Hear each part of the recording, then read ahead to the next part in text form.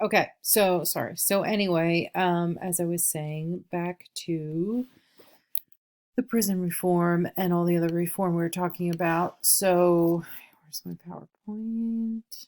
Here we are.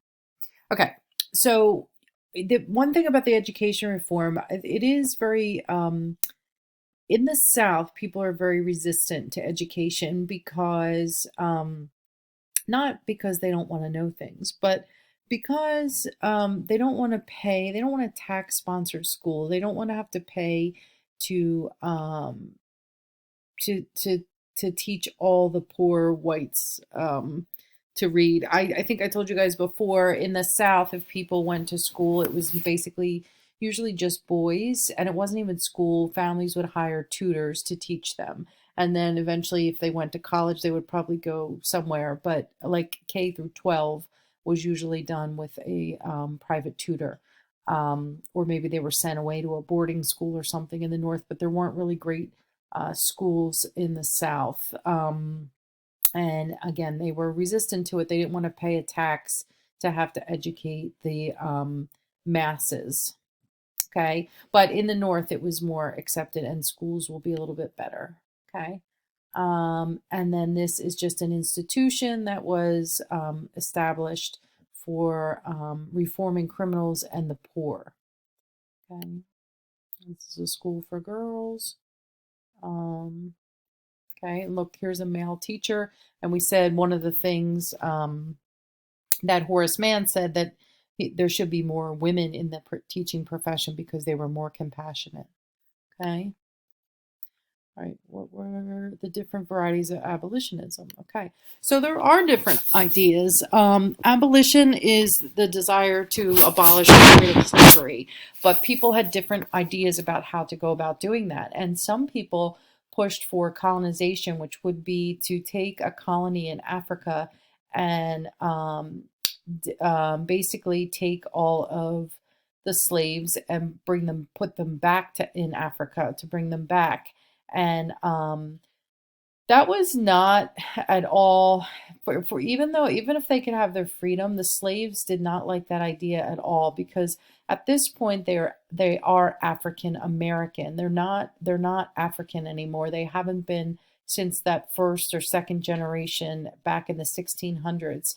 I mean, at this point they've been in this country for 200 years or more. And I mean, the African Americans in general can trace their lineage back to, the first slaves came over here in 1619. So, now it's like 200 and some years later, and they're entrenched in this, for even though it's not, they don't have their freedom, they know the area, they know the culture, they understand it. If you dropped a slave that you plucked from a plantation in, say, Louisiana, and dropped him in Africa, he wouldn't know how to survive. It's different, very, very different. So the slaves were resistant to that, and people who wanted to do it, they had, in fact, the colony in Africa called Liberia was named such, like as in liberty, and it was established for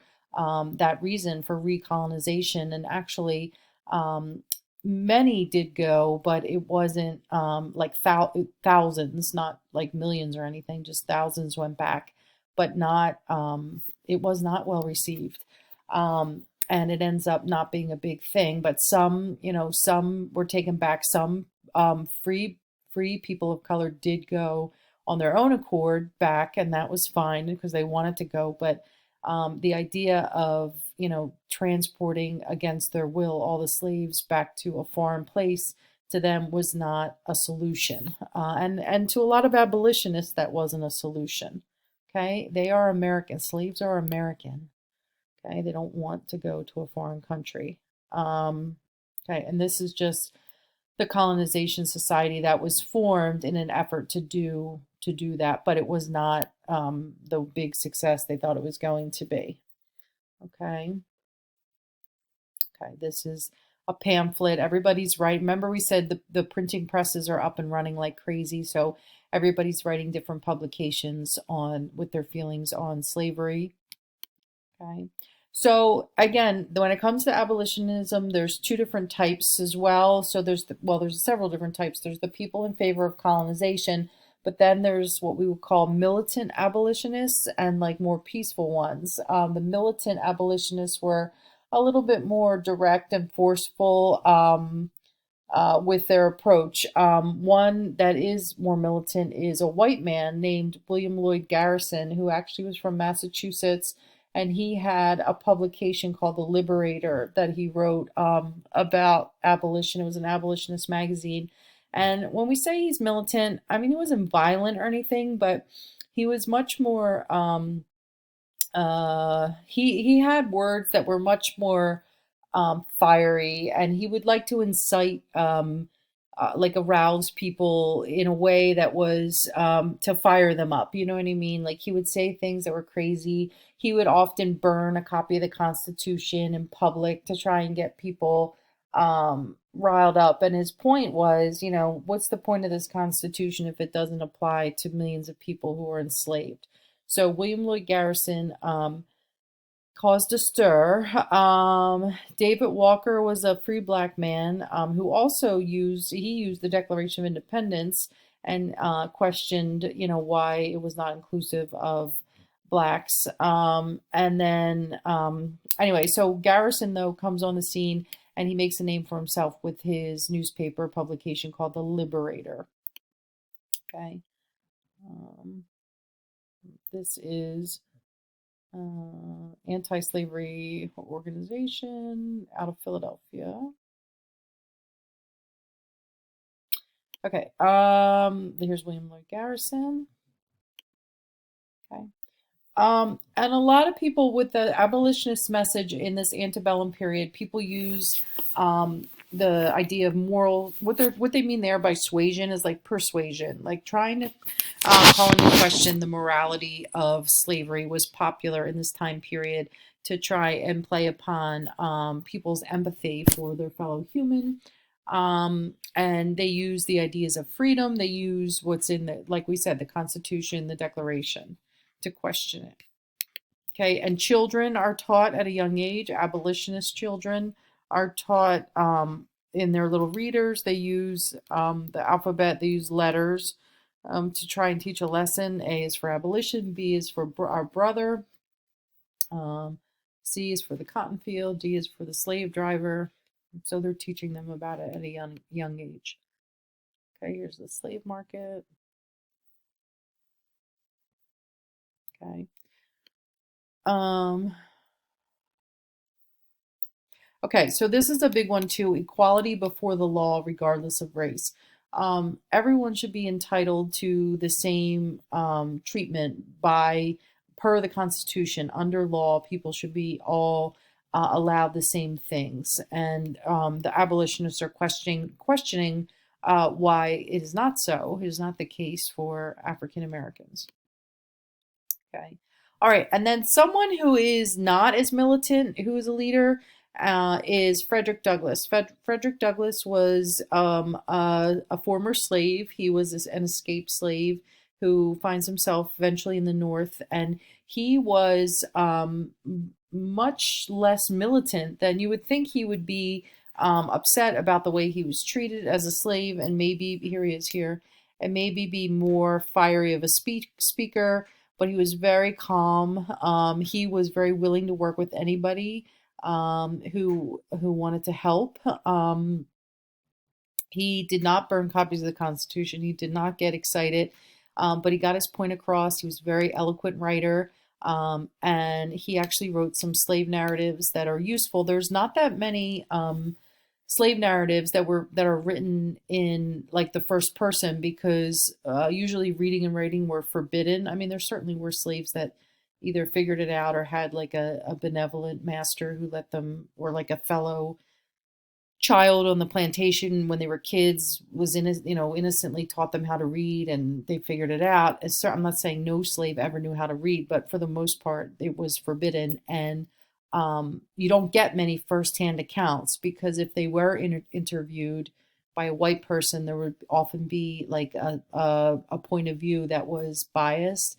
But if like someone like Frederick Douglass just writes plainly about his experience, it's a great firsthand account. So there are a lot of slave narratives, and he writes a whole book's worth. So it's a great resource um, to have. So he's not militant, and he's very persuasive without being forceful, you know. This is an anti-slavery picnic. Oh, this is, so there's a novel, Uncle Tom's Cabin, that was written in 1852. And this image depicts a scene where one of the characters escapes with her son, George. I think his name was George, across the Ohio River. Okay. We'll talk more about that when we get into the 1850s. Okay. How did abolitionism challenge barriers to racial equality and free speech? Okay. We talked about Frederick Douglass. Again, he's talking about his firsthand experience of being a slave. And these things grip people in a different way. You know, you have Frederick Douglass is talking about his personal experience. You have somebody like Garrison, who's very passionate, but is a white man in the North. Everybody has a different point of view. So when you have different people from different walks of life coming forth saying this practice is wrong, people do start to sort of scratch their heads and say, okay, so Frederick Douglass is saying it's wrong, but he went through it and it was not pleasant, so we get that. But what's this other guy up here? What does he know? Why is he saying it? And then why is this little woman, Harriet Beecher Stowe, writing a novel about it? So it does make people start to wonder when you have all these different individuals from different walks of life coming together and speaking out against the institution. So Harriet Beecher Stowe is the author of Uncle Tom's Cabin, which is published in 1852. And what I probably said this before, but what's unique about this novel is that it is a novel. Okay, people have read many things and many publications about slavery, and they just, they some people take it, they act upon it, and some people just like, oh, okay, here we go again, the abolitionists. But she writes it as she's not a Southerner. Harriet Beecher Stowe grew up in Ohio, which is just north across the Ohio River from Kentucky.